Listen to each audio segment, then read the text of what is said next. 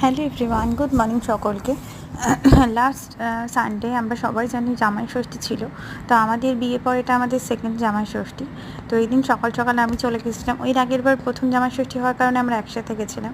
তো এইবারটা একটু রান্নাবান্না ছিল, একটু কাজ ছিল, আর মারও হচ্ছে একটু ব্যস্ততা ছিল, যার জন্য আমি একটু আগেই গেছিলাম। পরে আমার বর গেছিলো, মা এই যে শার্ট করছে। তারপর জলখাবারটাকে দিয়ে দেওয়া হয়েছিল। জলখাবারে মাই করে রেখেছিল, ময়দা মেখে রেখেছিল, পরে ভাজা হয়েছিল আসার আগে লুচি আর সাদা আলু তরকারি, কালো জিরে কারি পাতা দিয়ে।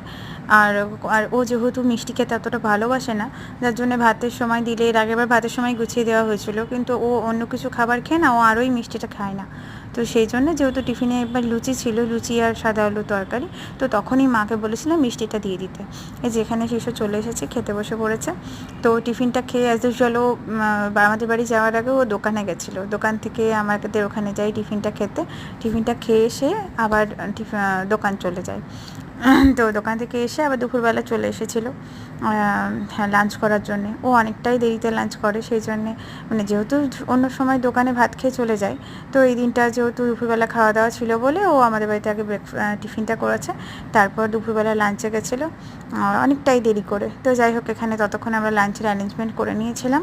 তারপর শিশু যায় আর সবটা খুব গুছিয়ে সুন্দর করে খেয়েছিল। এটা ছিল ওর টোটাল প্লেটসগুলো। তো সব মিলিয়ে আমরা ভীষণ আনন্দ করেছি।